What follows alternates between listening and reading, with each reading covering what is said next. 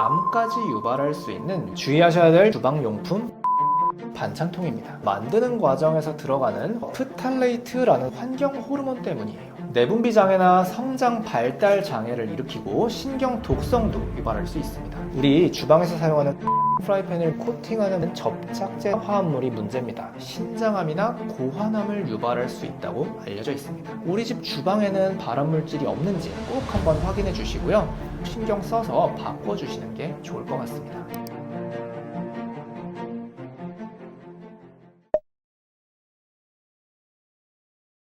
혹시 냉장고 안에 음식을 어떻게 보관하고 계신가요? 아마도 플라스틱 반찬통이나 지퍼백, 비닐봉지 이런 걸 사용하시는 분들이 많을 것 같은데요. 우리 집에서 이렇게 편리하게 사용하는 이런 반찬통에서 발암물질이 나올 수 있다, 이런 이야기 들어본 적이 있으신가요? 오늘은 그대로 방치하고 사용하면 아토피나 알러지, 비염, 치매, 암까지 유발할 수 있는 위험한 물질들에 대해서 간단하게 얘기해 보려고 해요. 주의하셔야 될 첫 번째 주방용품, 바로 플라스틱 반찬통입니다. 이 플라스틱 반찬통이 위험한 이유는 이걸 만드는 과정에서 들어가는 환경 호르몬 때문이에요. 환경 호르몬 중에서 프탈레이트라는 성분에 대해서 먼저 설명드려 볼게요. 프탈레이트는 딱딱한 플라스틱을 부드럽게 만들어주는 가소제 성분인데요. 플라스틱이 원료인 장난감 아니면 반찬통, 화장품통, 생활용품 이런 것들에 많이 들어갑니다. 하지만 이 프탈레이트, 환경 호르몬의 대표 주자인데요. 내분비 장애나 성장 발달 장애를 일으키고 신경 독성도 유발할 수 있습니다. 그리고 소아에게는 소아암까지도 유발할 수 있다고 알려진 되게 위험한 물질이에요. 국제암연구소에서는 이 프탈레이트를 이비군 발암물질로 분류하기도 했어요. 아니, 근데 플라스틱통을 가열한 것도 아니고 그냥 냉장고에 넣었을 뿐인데 여기서 이런 물질들이 나올 수 있냐? 이런 생각을 하실 수 있는데요. 이 궁금증에 대해서 실제로 순천향대학교 의과대학 직업환경의학과 연구팀이 진행한 실험이 있습니다. 3,300명의 사람을 대상으로 소변 속에 있는 프탈레이트의 농도를 측정했거든요. 그 결과 냉장고에 식품을 보관할 때 플라스틱 통이라던가 지퍼백,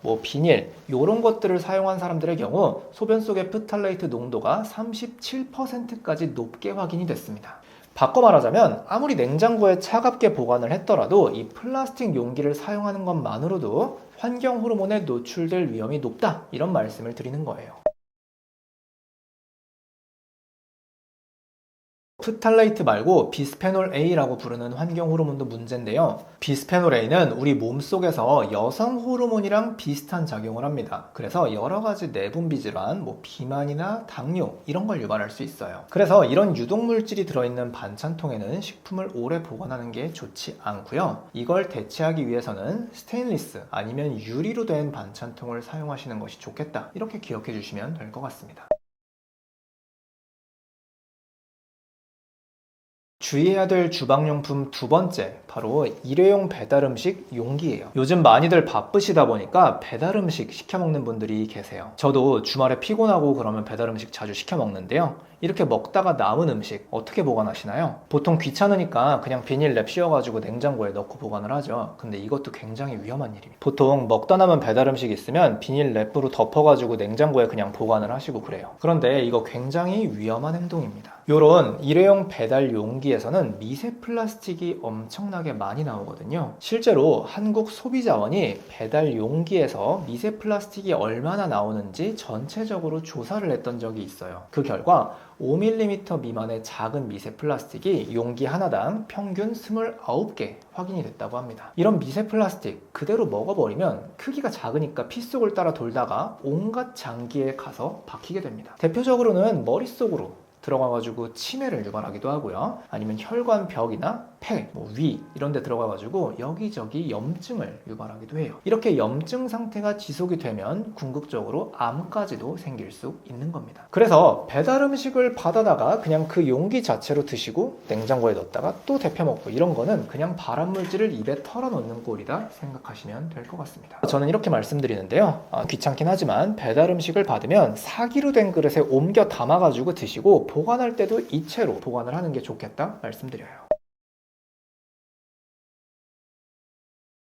그냥 두면 위험한 주방용품 세 번째, 바로 오래된 식용유예요. 우리 오래된 기름통 열어가지고 냄새 맡아보면 기름 쩐내가 나거든요. 이게 바로 상한 기름이에요. 식용유는 열, 빛, 공기 이렇게 세 가지랑 접촉을 하면 상하기 시작하는데요. 상한 기름에서는 여러 가지 발암 물질들이 나오게 됩니다. 그 중에서도 오메가3의 함량이 높은 흔히 얘기하는 몸에 좋은 식용유들이 더 빠르게 산패하는 경향이 있어요. 이렇게 산패된 식용유를 계속 섭취하면요. 일단 혈액이 끈적끈적해지면서 모세혈관들이 막히게 되고요. 미세한 뇌혈관들이 막히게 되면 신경 전달 능력이 떨어지면서 치매가 생길 위험도 높아진다고 합니다. 그리고 더 진행되면 뇌졸중이나 심근경색까지도 유발될 수 있다 이렇게 알려져 있어요. 또한 오메가3가 산패되면 과산화지질이라는 물질이 생기게 되는데요. 이 물질은 신장암이나 대장암, 유방암을 유발할 수 있다고 알려져 있습니다.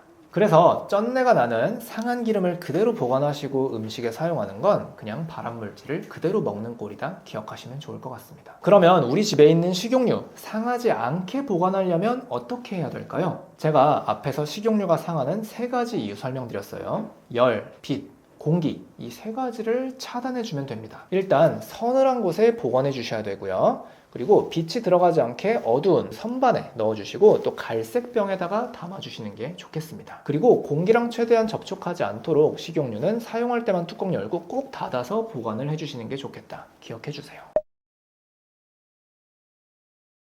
조심하셔야 될 주방용품 네 번째, 바로 코팅된 프라이팬이거든요. 우리 주방에서 사용하는 프라이팬은 요리할 때 들러붙지 않도록 코팅이 싹 돼 있습니다. 이 코팅하는 물질을 테플론이라고 불러요. 사실 테플론이라는 물질 자체는 굉장히 안전하기 때문에 섭취해도 큰 부작용은 없거든요. 그런데 테플론을 이 알루미늄에다가 갖다 붙이는 접착제 성분, 과불화 화합물이 문제입니다. 이 물질을 PFOA라고 부르는데요. 이 PFOA는 1군 발암물질로 분류가 되어 있고요. 신장암이나 고환암을 유발할 수 있다고 알려져 있습니다. 그리고 이 과불화 화합물이 한번 몸에 들어오면 이게 잘 안 빠져나가요. 최대 4년까지 몸에 남아있을 수 있다고 알려져 있거든요. 물론 요즘에는 이 PFOA free라고 찍혀있는 제품도 나오긴 하는데요.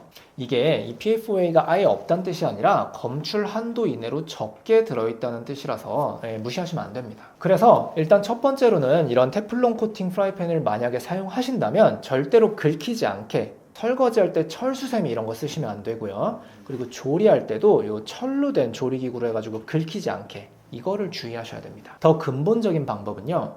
세라믹이나 아니면 스테인리스로 된 프라이팬을 사용하시는 겁니다. 이런 경우에는 긁히더라도 이 위험한 물질이 나오지 않겠죠. 그래서 요약하자면 집에 있는 테플론 프라이팬은 긁히지 않도록 정말 주의하시고 가능하면 안전한 세라믹이나 아니면 스테인리스 프라이팬으로 바꾸자 이렇게 기억해 주시면 좋을 것 같습니다. 조심하셔야 될 주방용품 다섯 번째, 바로 비닐랩이에요.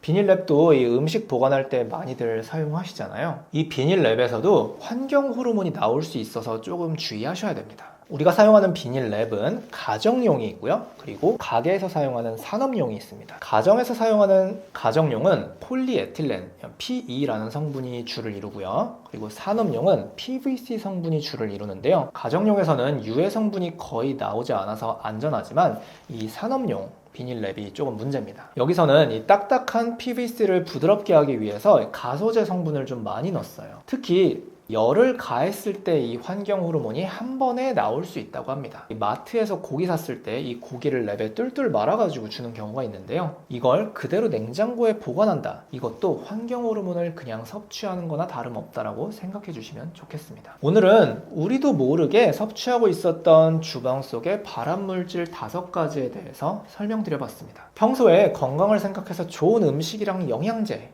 운동 이런 걸 아무리 챙기더라도 이렇게 일상생활 속에서 발암물질을 섭취한다면 말짱 도루묵이 될 수 있어요. 그래서 오늘 영상 보신 분들 우리 집 주방에는 발암물질이 없는지 꼭 한번 확인해 주시고요. 영상에서 말씀드렸던 것들이 있다면 꼭 신경 써서 바꿔주시는 게 좋을 것 같습니다.